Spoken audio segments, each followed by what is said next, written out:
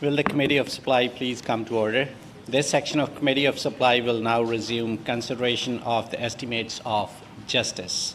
Questions will proceed in a global manner. The floor is now open for questions. Member for Portage-La Prairie. Thank you, Honourable Chair. I will cede the floor at this point to the member from Agassiz. Member for Agassiz. Thank you, Chairperson. And I just wanted to start things off real easy with the Minister of Justice here and ask a question in relation to the security camera rebates program that, under some scrutiny and criticism, that program was expanded to provide some assistance and relief to nonprofit organizations. And I just want to ask the Minister if there's any consideration, and I know I have forwarded an email correspondence to the office regarding consideration for rural, urban golf courses, recreation facilities, to have that rebate expand to consider those organizations. I know in rural Manitoba there's several that have been vandalized, broken into throughout their short season, and this is something that could help prevent further damage to their property, but also capture evidence if such vandalism happens in the future, and as well as provide them with a little bit of affordability measures, given that many of these organizations struggle to save money, and their season is short. So is there consideration to expand that to include golf courses, but maybe other recreational facilities? Thank you, Member.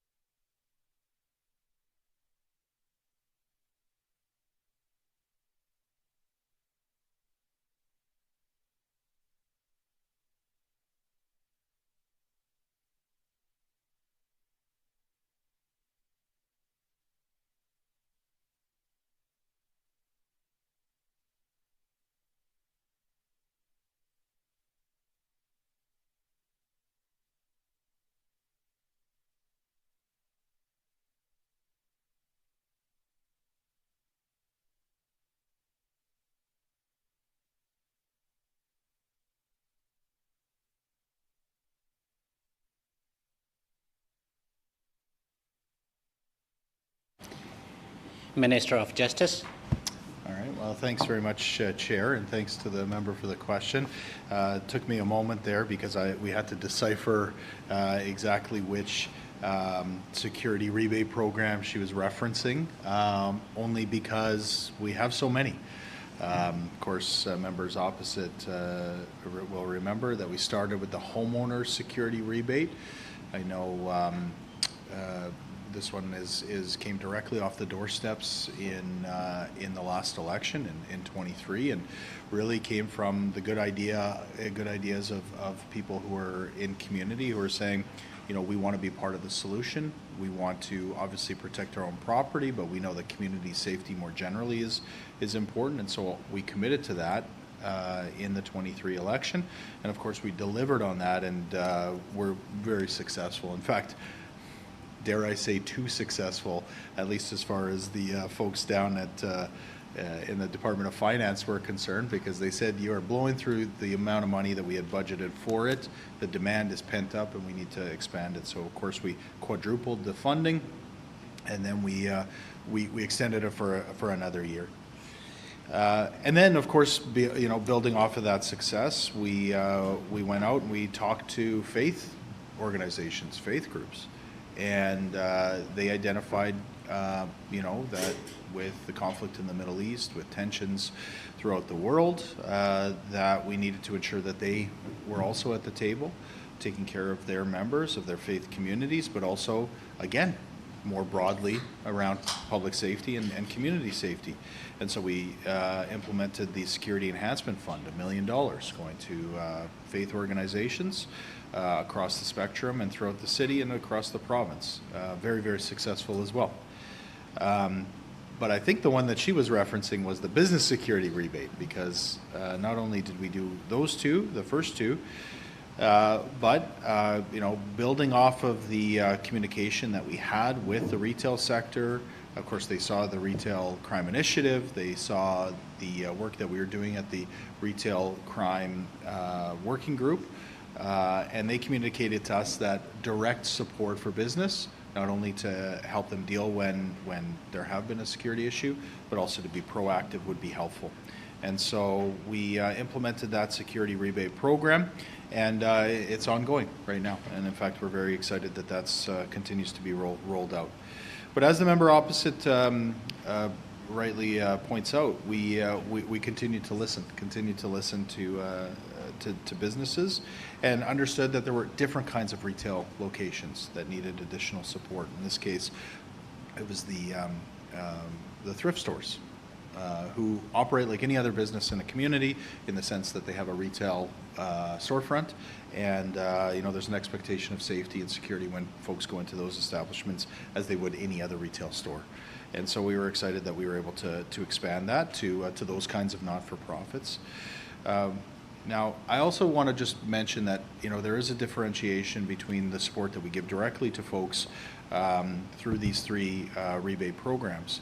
But there is also additional money that's being flowed to municipalities, for instance, when we're talking about rural communities, because we know that they're willing to take the initiative. But we've had a lot of success with our CPF program, our criminal property forfeiture funding, that's gone to cameras and other things that support municipal infrastructure. But we wanted to make sure that that we also gave them support heading into this summer season. And so we've also increased the funding that we're giving directly to municipalities and to cities throughout this province. Member opposite may be aware, Steinbach and Thompson and Brandon, and the list goes on. Portage-La Prairie, lots of communities. And so we're also supporting municipalities as well. When it comes to businesses, it really is about that retail and sort of where people are at. And so while I would differentiate between the support that we give to municipalities, so if she's talking about municipal-owned golf courses or municipal-supported golf courses, that'd be a separate conversation. I'm happy to dig into it. But if we're talking about other places of retail, then that's something that we're continuing to have the conversation with community. Again, this is about partnerships, and it's about the kind of partnerships that really just lean into the idea that we are one Manitoba, that we are in this together. Everybody wants to be part of the solution, and when government can help to amplify the work that's already being done in the retail sector, I think that's when we have the most success. So that's certainly been our focus. Thank you, Minister. Member for Portage-La Prairie. Thank you, Honourable Chair. I'd like to cede the floor to the member from Fort Garry. Member for Fort Garry. Thank you, and I appreciate the member from Portage-La Prairie doing that. On March 2025, the Auditor General released a report entitled Preparing Incarcerated Individuals for Transition from Custody. And in case the Minister hasn't seen the report or read it, I'll just briefly go through its findings. 82% of the inmate population is Indigenous, but only make up about 18% of Manitoba population. That's grossly disproportionate. The Chief Justice of Manitoba has referred to our justice system as being systemically racist. 91% of the inmates reported drug, alcohol, or substance abuse problems, or both. 6% reported mental health issues, and Manitoba, that far exceeds the average. And overwhelmingly in Manitoba, the inmates are on remand, meaning they're either waiting for trial or disposition. They're not actually sentenced prisoners. So in addressing the causes of crime, correctional workers are supposed to basically inquire into offenders' background once they're brought into custody and address the issues of poverty, drugs, mental health, work on a plan to address those issues so that they don't come back. And we know that's not happening. And over 40% of the inmates are not getting correctional plans. And 50% of the inmates were released on the day they were sentenced, which means they received no correction plan and no access to any programs at all. So the programs that were found to be limited by the Auditor General didn't address the actual needs of the inmates, and there was no reintegration plans. So basically, people would come into jail homeless, and when they get released, they become homeless again. So it's clear our justice system is very much setting up Manitobans to fail, often getting no supports, and when they do, they're not relevant to their own issues. And they're simply being kicked out the door, often many times becoming homeless. So I'm wondering if the minister would characterize this state of affairs as being tough on the causes of crime.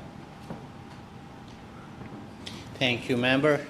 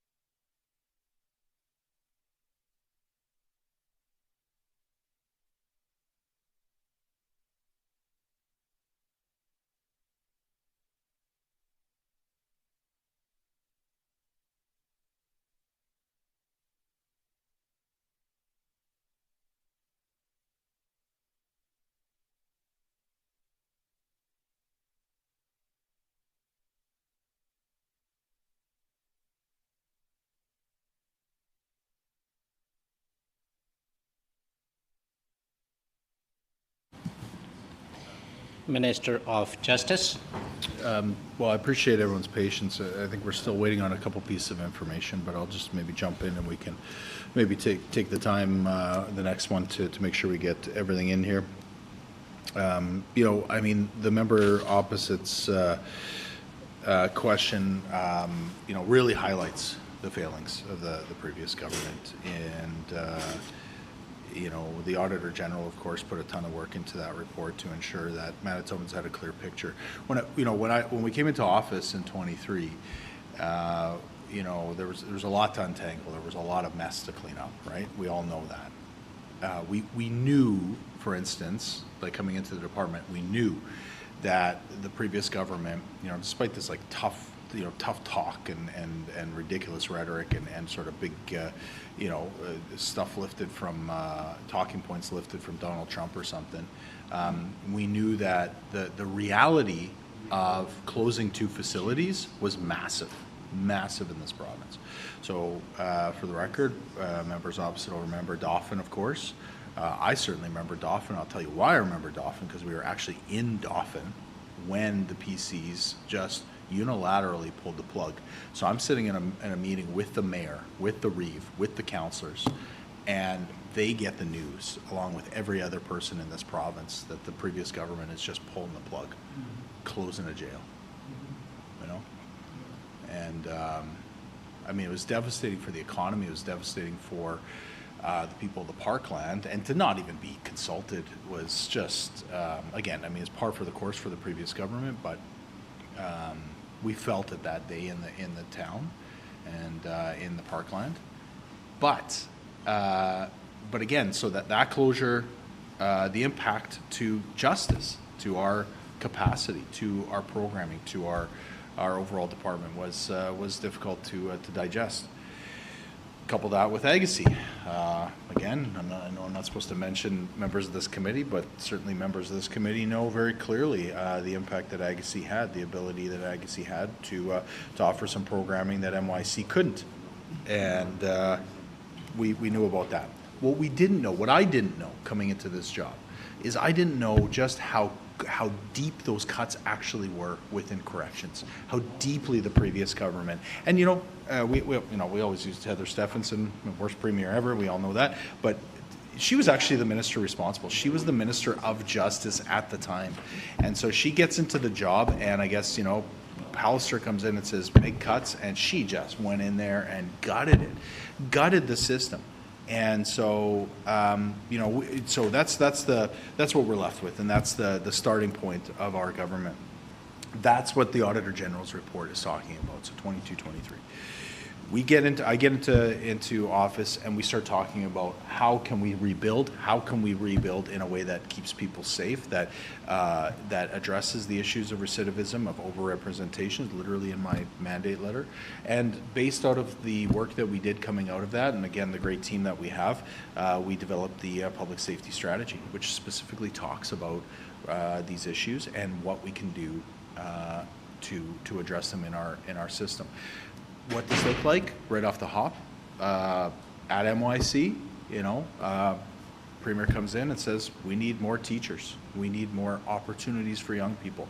We need more Indigenous cultural programming and language, and, you know, how do we get these kids onto the right path?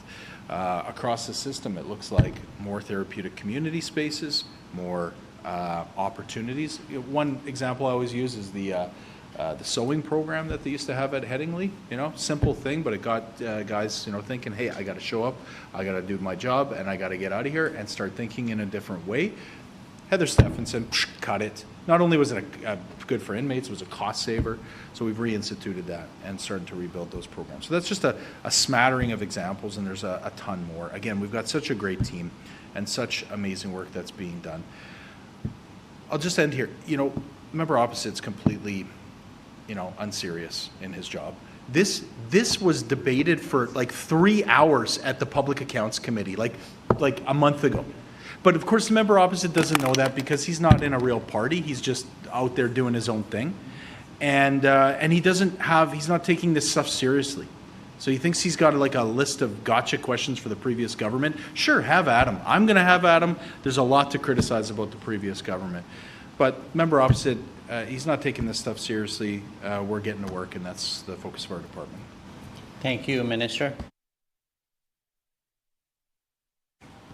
Member for Fort Garry. Okay, just for the record, that non-answer took 30 minutes for the minister to come up with. And the previous meeting of this committee, I was given 60 minutes of questioning time with the minister. He burned about 47 minutes filibustering out of that 60 minutes. So this is obviously a minister who's not confident in his role or has answers for these questions, and he has to show a lack of professionalism and respect to this committee by literally wasting the time of the committee. Now, he may be thinking he's being disrespectful to me. He's not.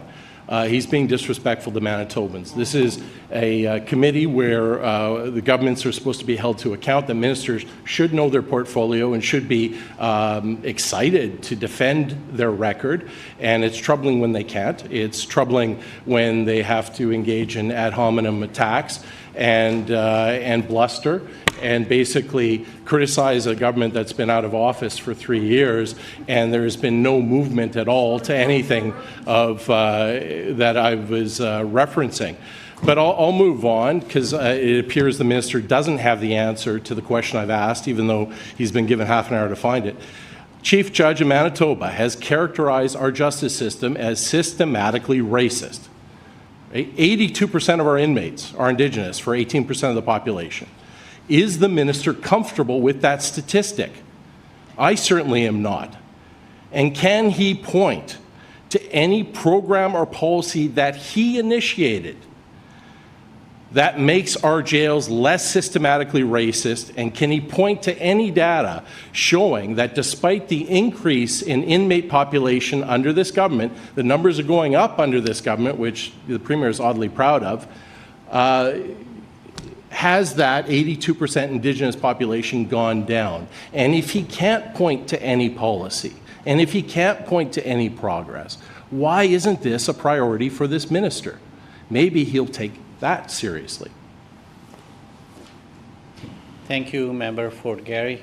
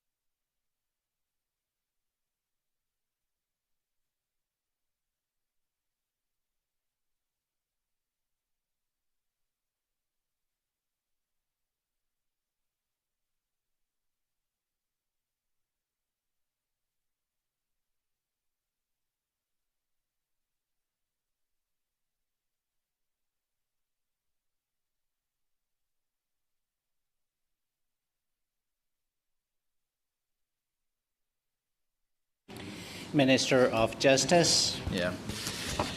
Well, you know, despite members' tantrums in this place, you know, these are important issues. And so, you know, I encourage every member of the committee to spend some time with the public safety strategy and you know, ensure that they understand that it is about being tough on crime, and it is about making sure that we're addressing those acute issues that communities are seeing right now.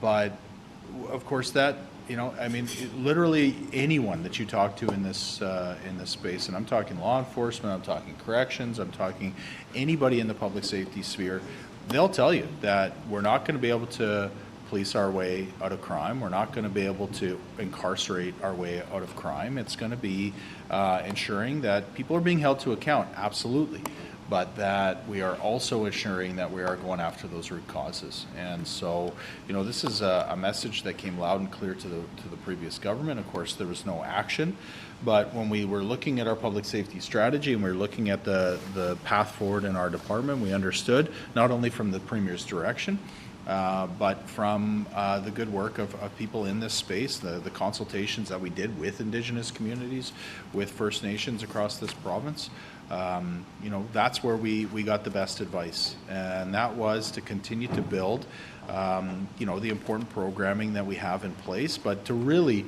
find a way to kick it to the next level. You know, when it comes to what we're providing in facility. And maybe I'll just pause here to just share a personal story, because I had the opportunity a couple of weeks ago to be at the graduation ceremony for Winding River. And these are guys who've gone through the programming there at Headingley in the therapeutic community. And they have a ceremony for them. They bring them all together, not just the guys who are getting, who are graduating, who've gone through the program, but the guys who are getting into it, and so that they can see, they can be inspired for what's next. And I got to say, it was inspirational. You know, I came out of there saying these are some of the guys who have some of the most grit of anyone that I've ever met. You know, they've been through some really tough trauma themselves. They've obviously caused a lot of trauma to end up in that place.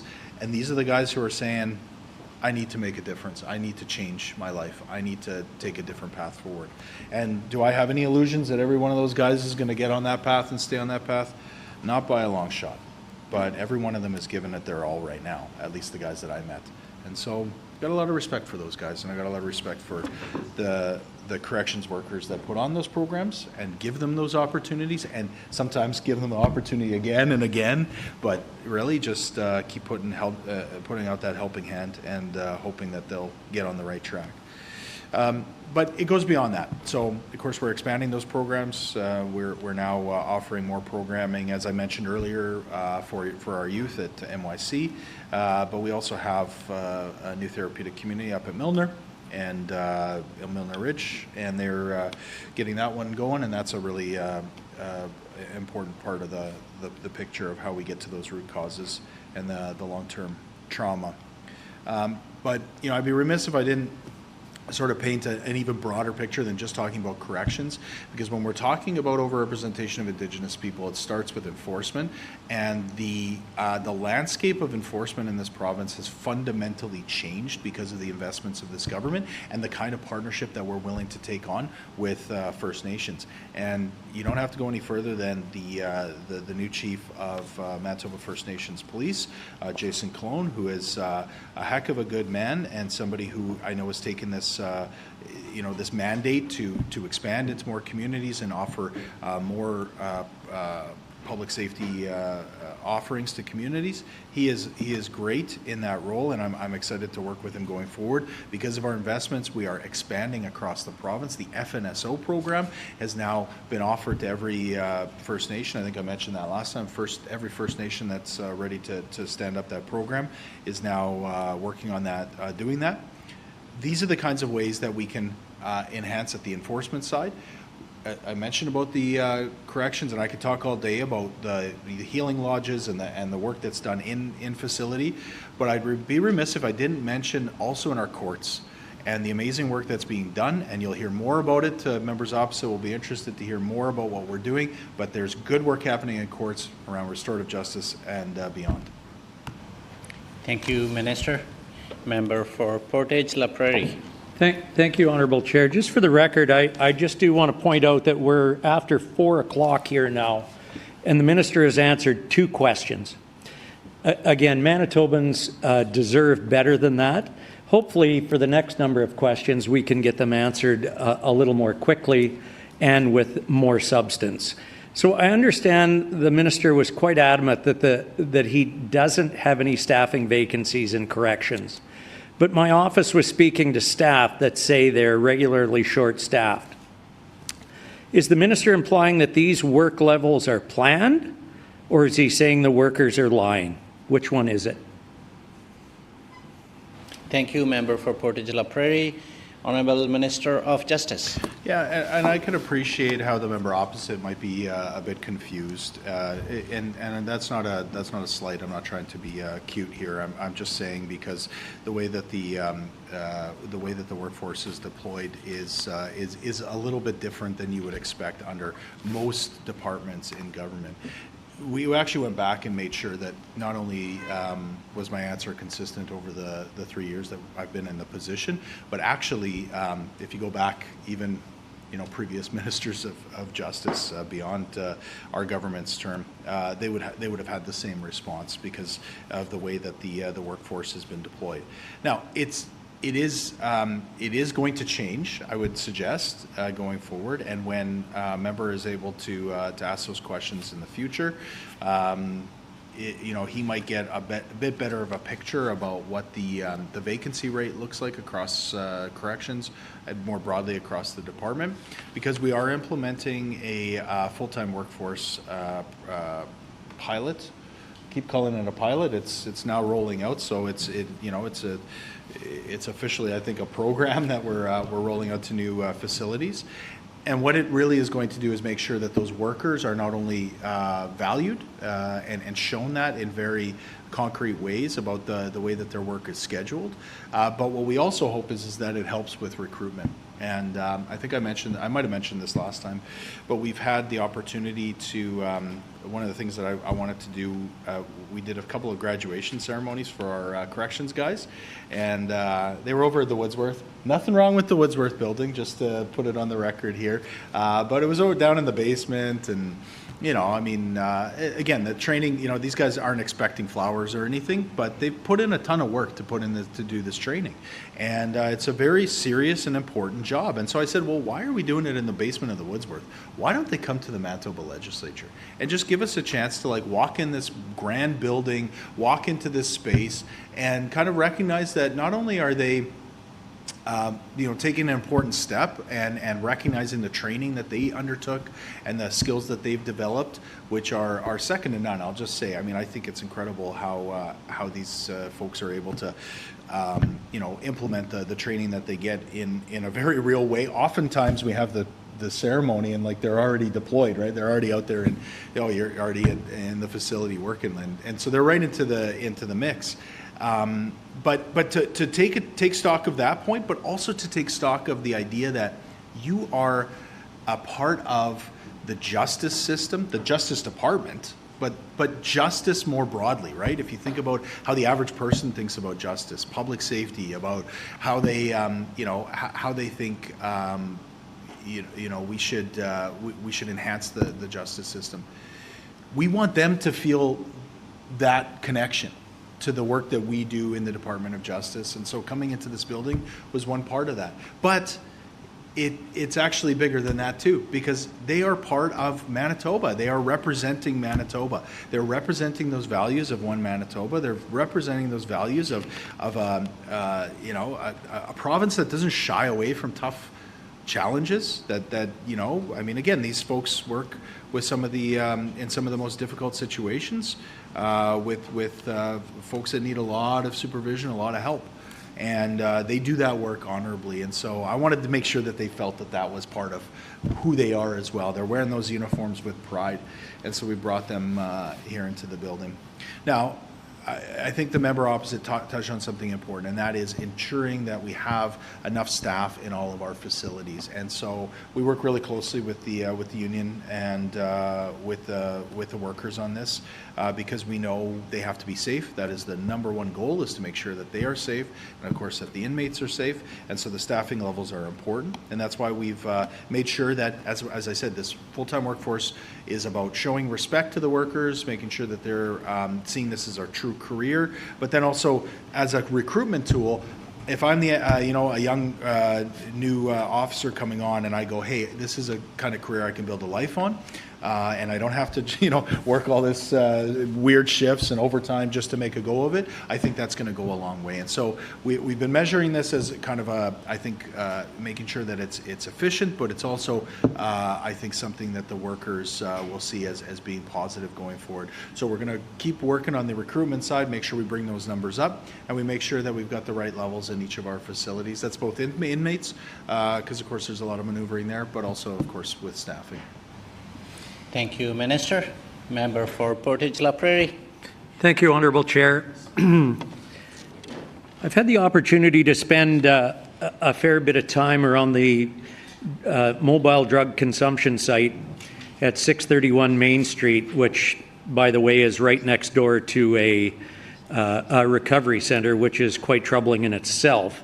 But does the minister feel it's fair to businesses around the 631 Main Street site to have to deal with removing drug dealers that are selling illegal drugs to people that are wanting to take them to the drug consumption site, and then getting beat and not having any enforcement there, no security around there, and no city police at that time? Does the minister feel that this is a fair way for businesses to have to operate? Thank you, Member. Honorable Minister of Justice. Yeah, I guess I don't want to spend a ton of time on this, but I mean, it's got to be called out once again that the member opposite, like, he got direction from his leader saying that we should use the right language, that language was important. That's what his leader said. That's not what our leader said. That's what his leader said. He said, language is important. We're talking about a supervised consumption site. That's what it's called. That's what it's called in the literature. That's what it's called in the science. That's what it's called. And so the member opposite, he's going to keep trying to ramp this up as if it's some kind of political football. And it's not. It's about saving lives, and it's about getting people treatment. And, I think he betrays his position really, really well by saying that this supervised consumption site is next to a recovery center, and he feels that that's an issue. Like, he still doesn't get it, Honourable Chair. It's completely mind-boggling to me that he isn't willing to go out and actually listen to the experts, understand what the underlying issues are, understand the kinds of investments that can make a difference, and instead says, well, wait a minute, we want to get people treatment who are at the lowest point in their journey. The people who are accessing the supervised consumption site are the exact people that need recovery. Those are the people that we're trying to save so they can get recovered. Like, the member opposite is so out to lunch on this. And I don't know if that's because of his own personal ideology. Might be. It might be that he's totally just personally just doesn't get it. Or maybe it's really betrays more of what his party is actually all about. And that's trying to find ways to divide people. Now, he wants to tell a story about his time spent around the supervised consumption site. Well, guess what? Manitobans, Winnipeggers, spend a lot of time around unsupervised consumption sites every single day. And this isn't a new problem.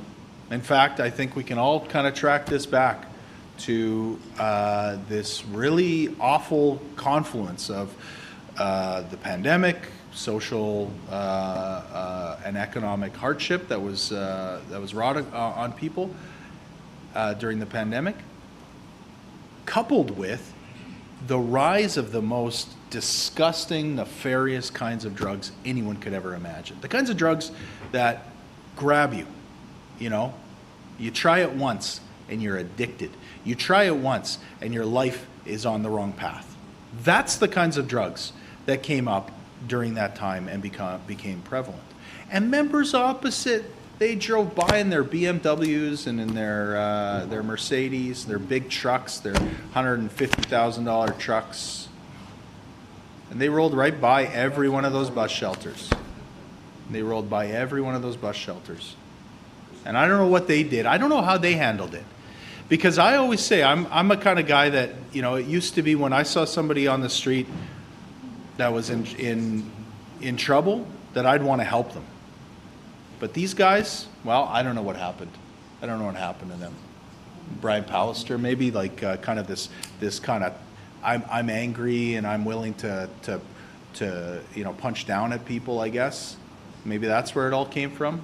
But they drove by and they just didn't even bother look these people in the eye. They didn't even bother look these folks in the eye. And we're not going to do that, Honorable Chair. We're not going to do that as a government. We're going to take action. And supervised consumption site is part of a larger plan. I take real issue when the member opposite slams the police, WPS. They do this all the time. They mock them. They post social media posts that try to make them look like they aren't part of the solution. It's reprehensible. I think that they should know better. We're working with WPS. WPS understands the nature of the issue. They see it across our city and across our province. And what they see is when we're standing up recovery and sobering sites and a supervised consumption site, that helps to manage the problems and starts to get people on the right path for recovery. You know, members opposite, this is not new. The former Minister of Justice got a report that talked about the ways to start to address the issues around addictions. He released that. Oops, it had supervised consumption site in there. Ripped it out, released it that way. These guys were Member's time has competent. expired. Member for Portage La Prairie. Thank you, Honourable Chair.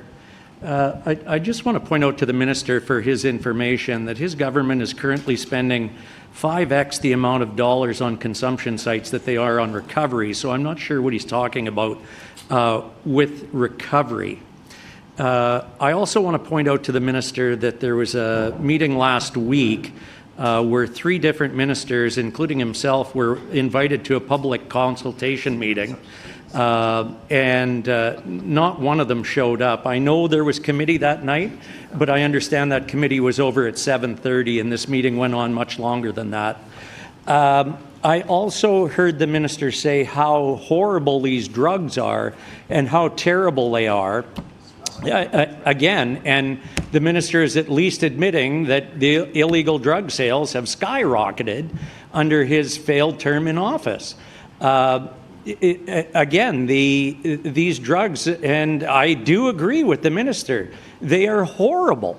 They are awful, and it's a one-time, it's a poisoning that's happening with these drugs. So my question to the minister is, why has this government not looked at calling on the federal government for stiffer sentencing for drug producers and people that are selling drugs? We have not heard of any commitment from this government on that topic there.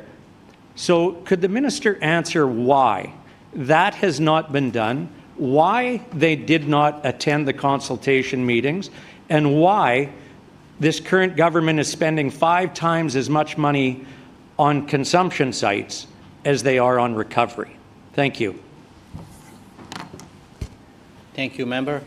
Honorable Minister of Justice. Wow, I mean, just completely ridiculous premise of the question to begin with.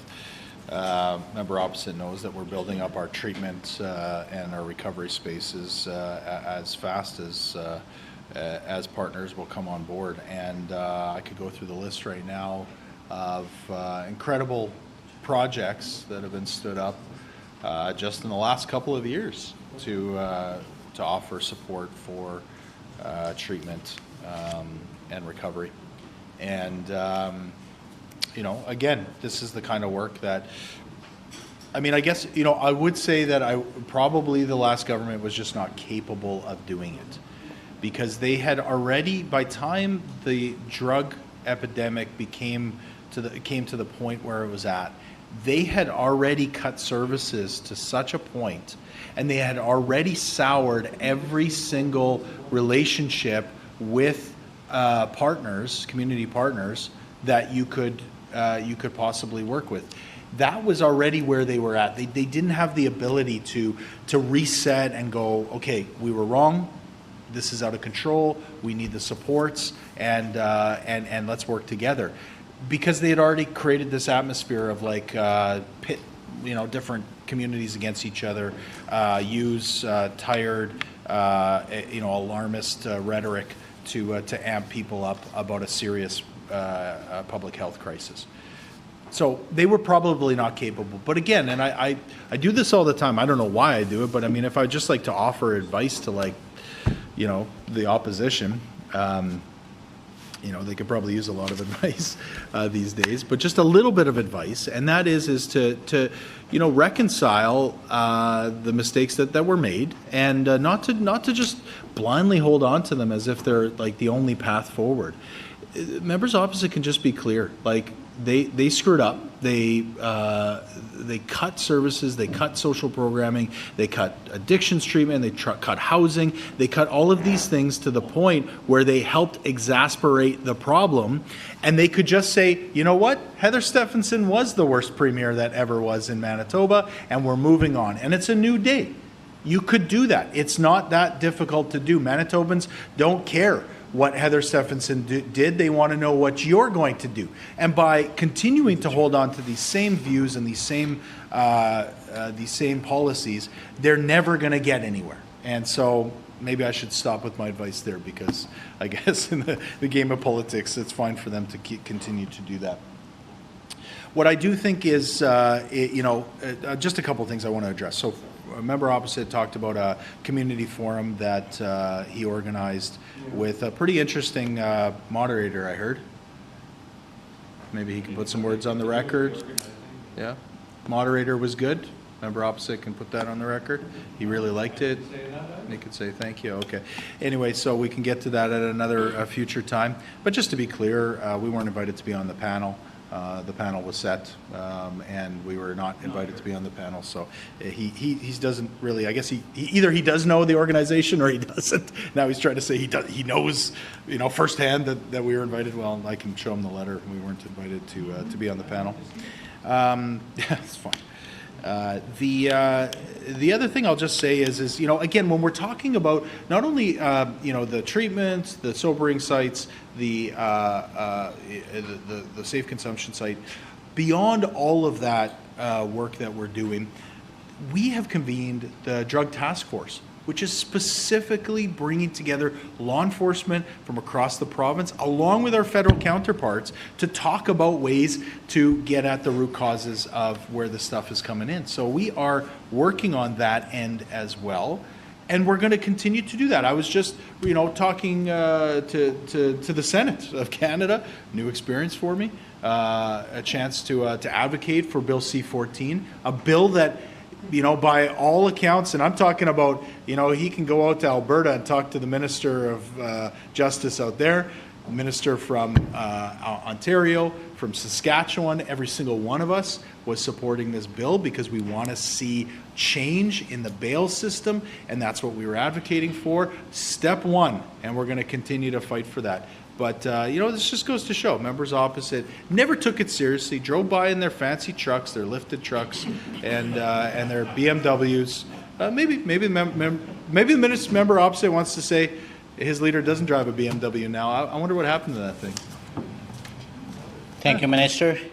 A gentle reminder to all members to put their questions and responses through the chair, please. Yeah.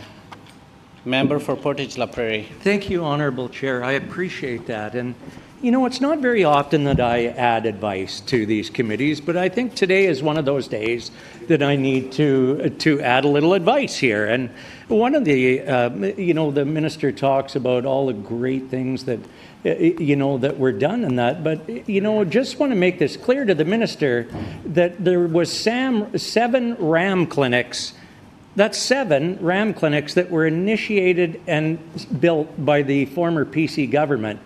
I can just for a little clarification, there has been 0 RAM clinics done since this government has taken power 2.5 years ago. So again, if they want to continue to help people on the path of recovery, how is that done without things like RAM clinics? Again, maybe that's why the staff at the RAM clinics are telling me how overwhelmed they are, how there is no beds out there for anyone, how they don't have enough staff, how they have to turn people away at the door all the time. Or does the member think that or the minister think that that was a mistake to build the 7 RAM clinics that are operating today that were built by the PC government? So when we talk about detox centers, so there's been a 72-hour detox center that has been opened, and I wonder if the minister could tell us how many people have been held, how many people have gone on to treatment from these detox centers, and what was the cost to have security around these detox centers, as well as what the cost was for security around the now proposed site at 366 Henry Avenue. Thank you. Thank you, member for Portage La Prairie.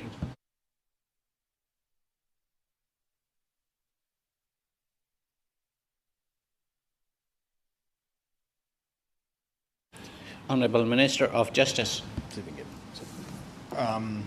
Yeah, thank you, Honorable Chair. And well, I heard some calls for relevance, and I can appreciate where members are coming from because, yeah, these questions are probably better suited for the Minister of Housing, Addictions, and Homelessness. And I would suggest that.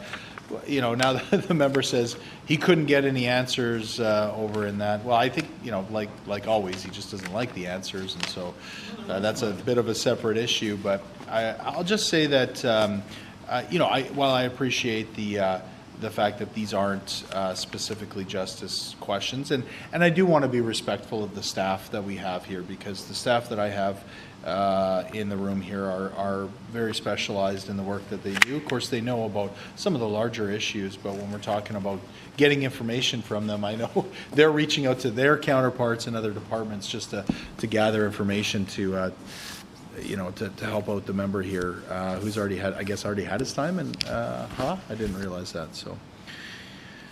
So maybe we can focus on other issues when it comes to the Department of Justice.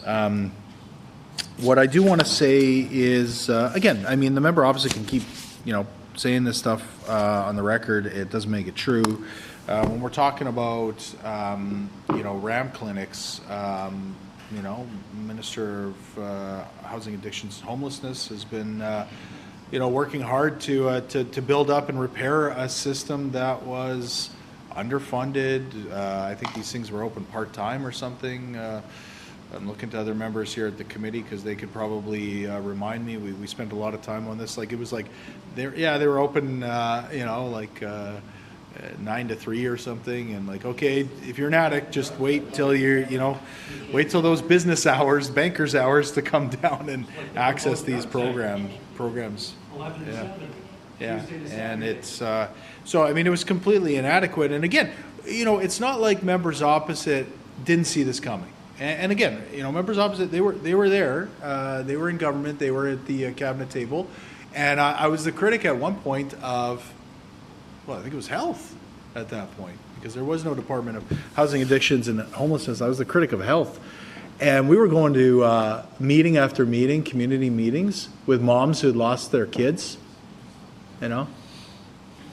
And I'm getting up every day in the house screaming and shouting about this. Like, it's not like this stuff came out of nowhere.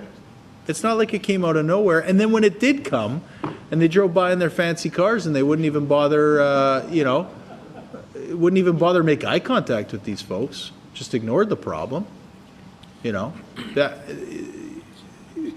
they saw the problem and the issue coming, and they stuck their head in the sand. And I guess that's a Pallister thing. That was a Pallister thing that started with him, and then it continued to permeate with Heather Stephenson. And then again, these guys are just grabbing onto that failed policy, and they're bringing it forward over and over again. What we're doing is different.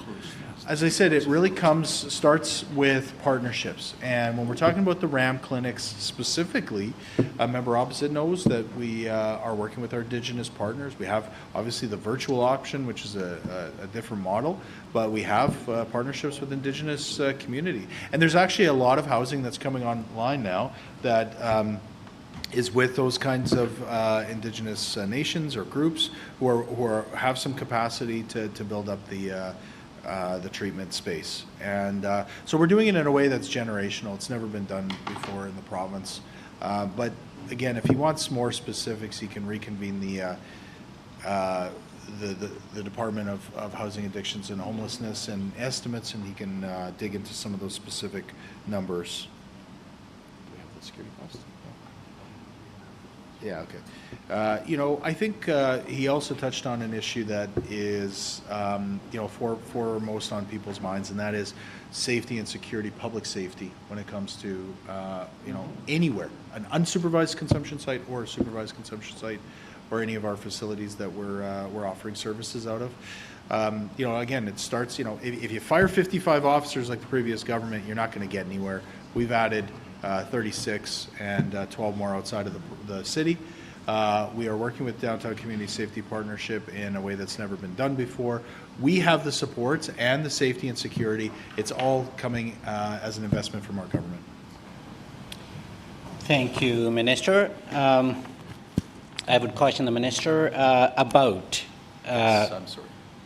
saying something like because the member says doesn't make it true, is close to saying that the member was not speaking the truth. So I would caution the Minister to be careful going forward. Thank you so much. Member for Turtle Mountain. Chair, I just want to have a question. Being that I'm from rural Manitoba, I represent Turtle Mountain, southwest corner. Also live in the area of Riding Mountain. I just wanted a question when it comes to RCMP. If there's actually, right now we're finding in rural Manitoba that the crime rate has gone up quite substantially, especially break-ins to rural areas, especially to Lake Cottage Country in the area.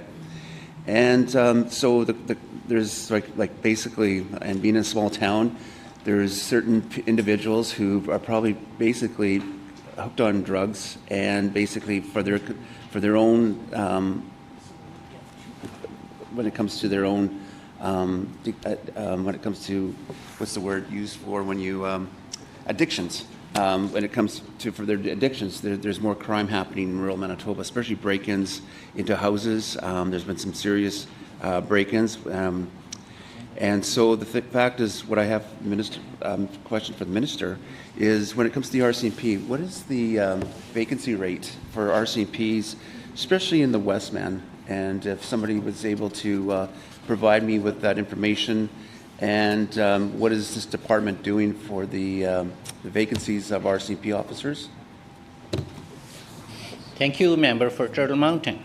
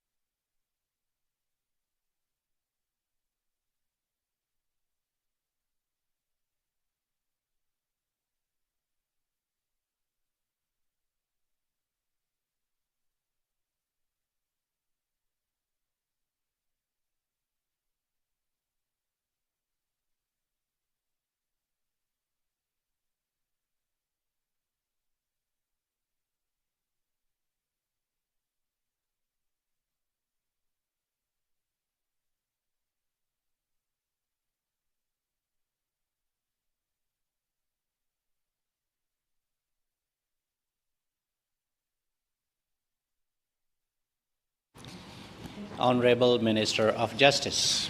Yeah, I appreciate the question from the member opposite, and you know, I think he highlights a couple of important points that I think are worth digging into a little bit here yet this afternoon.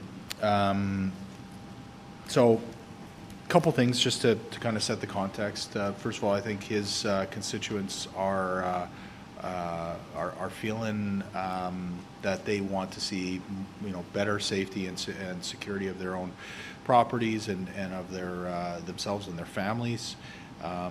You know, and I think that's something that we're definitely paying a lot of attention to make sure that people feel, you know, that the investments that we're making are actually making a difference in community. And you know, while you know the stats are showing that we've turned things around, we're starting to bring down the crime rates. One of the big measures that we use is the crime severity index, especially outside of the city. And those crime severity index numbers, they actually drive. They're actually very important for a number of reasons, but they do drive police resource discussions, and so they are an important measure. Anyway, they are starting to show that we're trending in the right direction, as in they're starting to come down. That was years after years and years and years of it going up. So now we're starting to bring it down. So that's encouraging. But again, that's really, you know, we still got to address that, how people feel and, you know, their concerns. And that's why we've really leaned into this relationship with law enforcement, made sure that law enforcement is the, you know, the point where we make some of our biggest investments, because we know that they can have some of the biggest impact in community. What it looks like, you know, well, across the province is, you know, this year's budget, the budget that members opposite, I think, voted against, which I can't even imagine why. Yeah, okay. Member for Emerson says, yeah. $8 million investment in the RCMP across this province, right? So it's historic funding for law enforcement, and of course that builds on that public safety basket funding, which you know, was flat. And you know, I'll just you know, not to throw the member from Verdun under the bus here, but I will say that I was at that AMM where the premier of the day got the scrambled phone call, freaking out because municipal councillors were ready to have it out on the floor of the convention. And I saw Heather Stephenson come flying in her limousine, her bulletproof, blacked out Cadillac or whatever she was driving at the time, and she gets sent, like, they drove it right into the Keystone Center, I think, so that she didn't even have to like talk to the public because she was like so scared. And then she walked straight into there, and they closed the door because I wasn't allowed in. I was the critic at the time, and I heard that it was fireworks in that room, and where she finally relented and understood the severity of what she had put on municipalities. And so anyway, coming out of all of that, of course, we increased it 28% in our first budget, but then we locked in that escalator, which municipalities were asking for, and that's the public safety basket. So that has been good.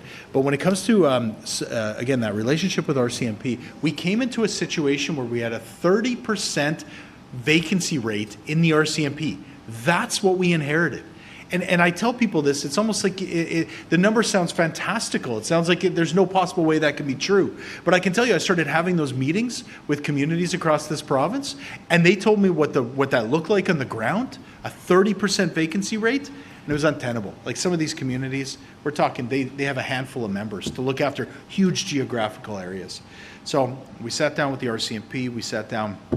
Again, our funding increased and has been stable, and what that's meant is that we've actually brought that vacancy down. So he asked about the West District. West District, the vacancy rate right now is 7.36. 7.36%. We inherited 30%, it's down to 7.36. More work to do. I want to see a 0% vacancy rate. I don't know if that's possible, but I'd love to see that. But what I do want is I want to make sure that RCMP and police are resourced across this province, because we know that it's not the only solution. As I started this session this afternoon talking about, it's a big part of it, and it's a big part of making sure that communities understand that we want their families to be safe, we want their communities to be safe. That is the #1 goal of our government, and it's a good place to start in that real partnership with law enforcement. Again, the kind of partnership that they just never could have because of how they had soured those relationships under Brian Pallister. Thank you, Minister. Member for Portage-la Prairie. Thank you, Honourable Chair. I just want to come back to the question that I first started off with, was regarding corrections. And the minister stands by that he's fully staffed with no or little vacancies despite what staff report. So is the minister willing to provide today, or will he let us know when he can provide, to the committee how much he paid in overtime at each facility? It should be pretty low if this minister is correct and the staff are wrong, as the minister insists. So will he provide that information to the committee, and when? Thank you, Member. Honourable Minister of Justice. Yeah, again, and this is where, you know, either the member just being new and give him some leeway because of that, or just doesn't want to do the reading, doesn't want to understand how the department is structured. Well, look, I guess, look, let me back up, because I do want to give the member some credit and just say, look, he's not the critic for justice. So he probably hasn't spent the time with the books in the same way that the critic might have the opportunity to. But he's exactly highlighting why we need to implement the full-time workforce program, and that's because the way that the system was designed and built was built off of overtime, and especially once we saw, you know, again, when the members opposite froze the budget of corrections for 7.5 years, you know, I mean, what did they think was going to happen? We lost people. And we lost people because they were stressed and they were burnt out and they were pushed to their limits. And then they fired a bunch of people because they closed Dauphin. And they'll say, well, we didn't fire them. Okay, maybe you didn't hand them a pink slip, but you sure as heck said, hey, the place that you've been working, that the facility that's been around for 100 years, that your family has, you know, been built on, yeah, we're just pulling the plug on that. And so we did retain some good folks, and there's some folks that earlier in their career and they stuck around. There's a lot of people that said, okay, well, I'm on to the next thing, I guess. And so what did that leave for the rest of the system? It left more people or less people working to do the work of that was left to do. And so, yeah, we came into a real challenge. And again, the whole system had been built on this, you know, this idea that we were constantly plugging holes, rather than actually understanding what the needs of the overall system were and how could we support that through, again, not freezing, but increasing our budgets in corrections. Again, a budget that members opposite would have voted against. And really ensuring that the workers there understand that we value them and we respect them and we want them to succeed in this really important and really worthwhile career. So that's the work that we're doing. The member opposite is highlighting that you know, that the previous government never lifted a finger to do anything about addressing this issue, and they just came in every year after year, and the budgets for overtime were skyrocketing, and they, you know, held the budgets flat. They saw people leaving because of burnout. They saw people leaving because of workplace injury, and they never did a thing to address it. We're taking a different approach, and I'll tell you why we're taking that different approach. And again, I alluded to this earlier, and that was that inspirational afternoon that I spent with our folks that work with at Winding River, and. You know, and I get a chance to talk to, you know, from time to time, some folks who work in those therapeutic communities. I spend a lot of time with our Indigenous elders and our cultural support teams. They are incredible. They bring such knowledge and such perspective to their roles.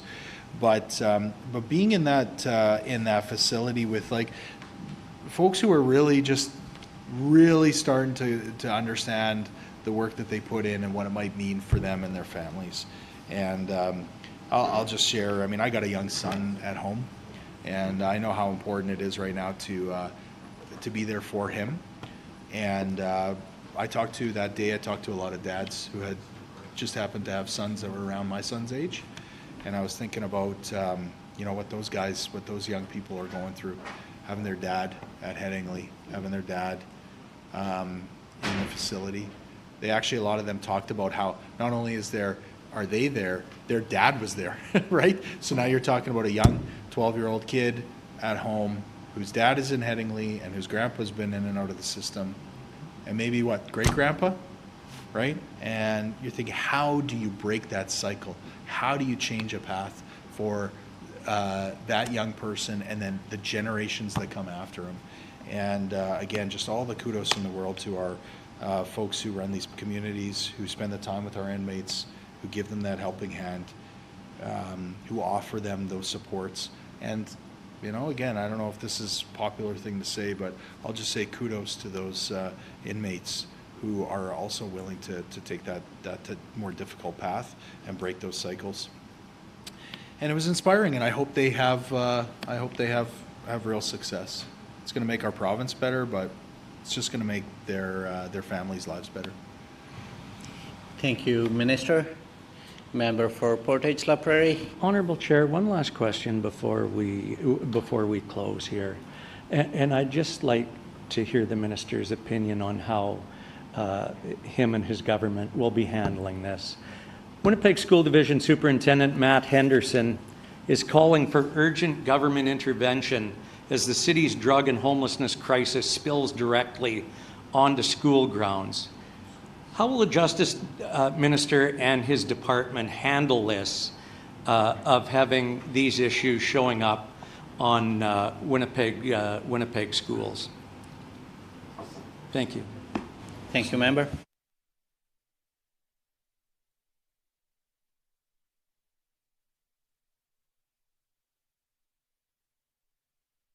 Oh, sorry, was there? No, we're good. No. Honorable Minister of Justice. Yeah.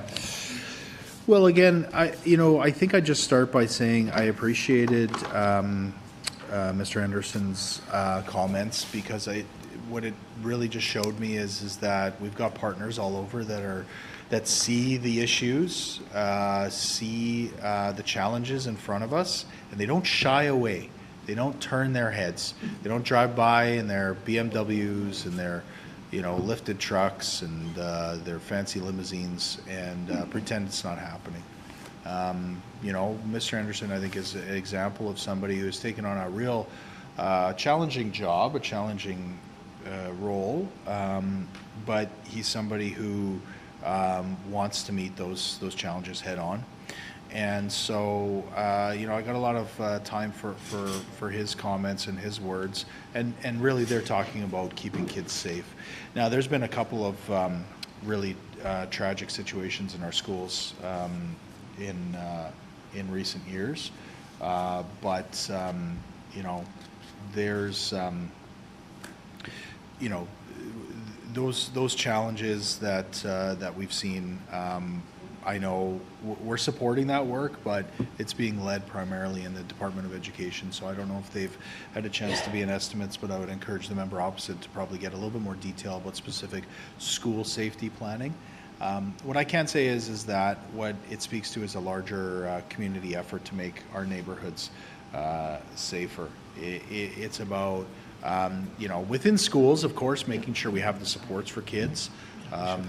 Members opposite said school nutrition program was a bad idea.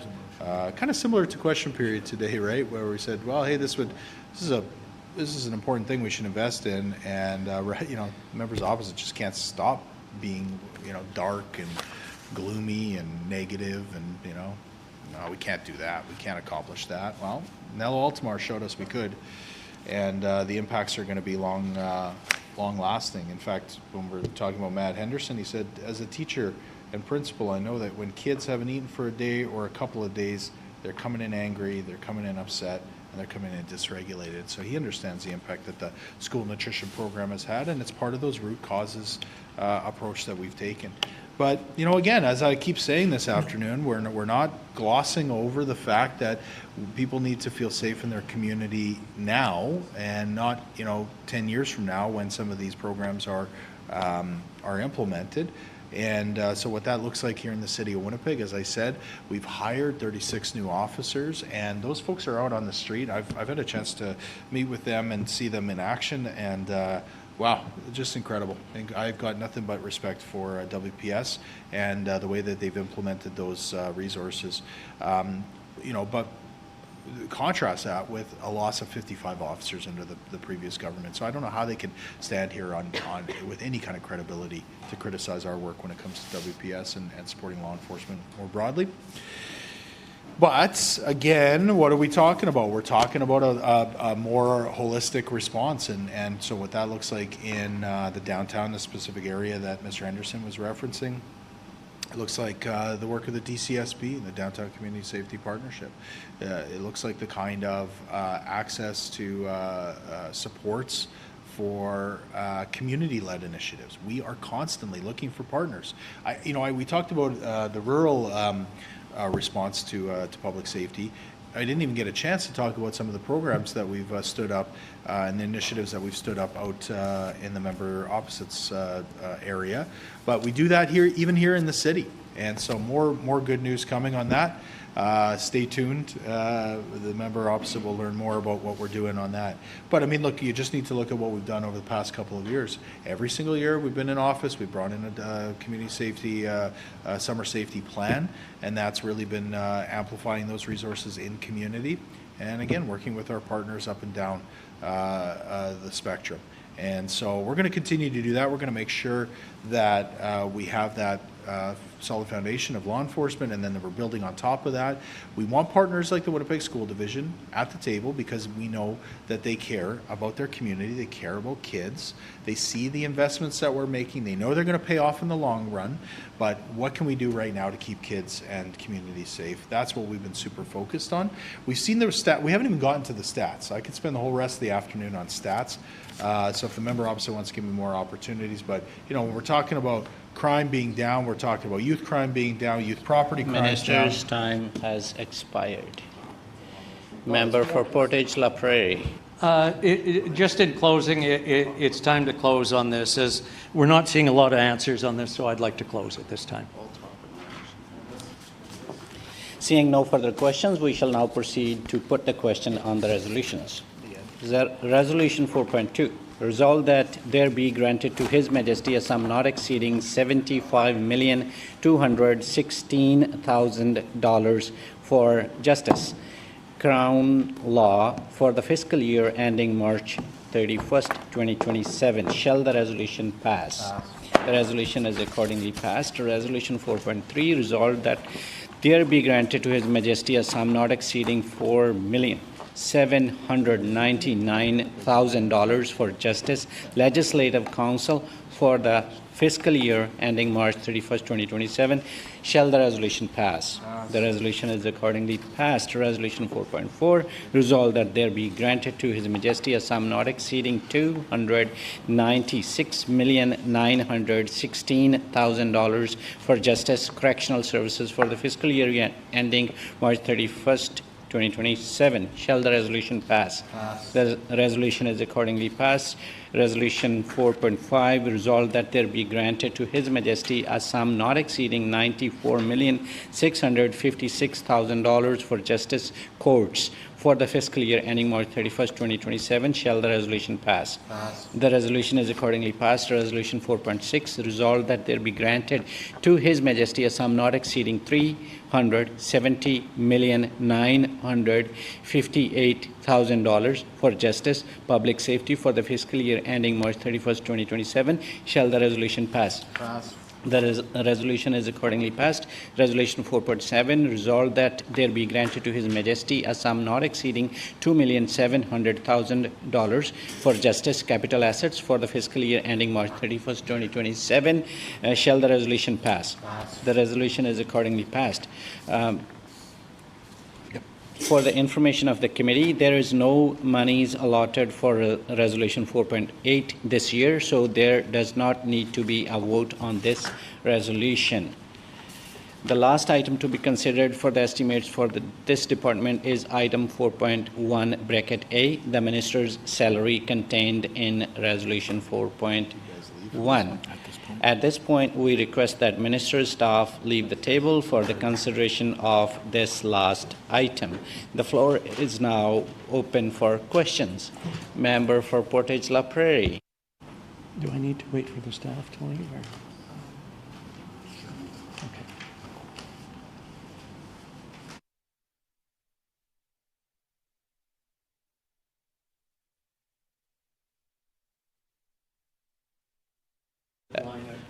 Member for Portage-la Prairie. Sorry.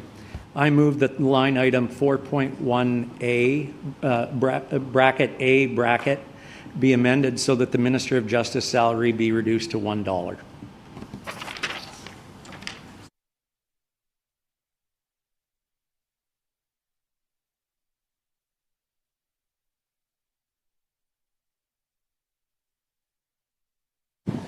It's been moved that line item 4.1A be amended so that Minister of Justice salary be reduced to $1. Motion is in order. The motion is in order. Floor is now open for debate. Debate. Seeing none. Seeing none, is the committee ready for the question? Shall the motion pass? Shall the motion pass? No. Motion has been accordingly defeated. Yeah, the motion is. Motion is accordingly defeated. Motion is accordingly defeated.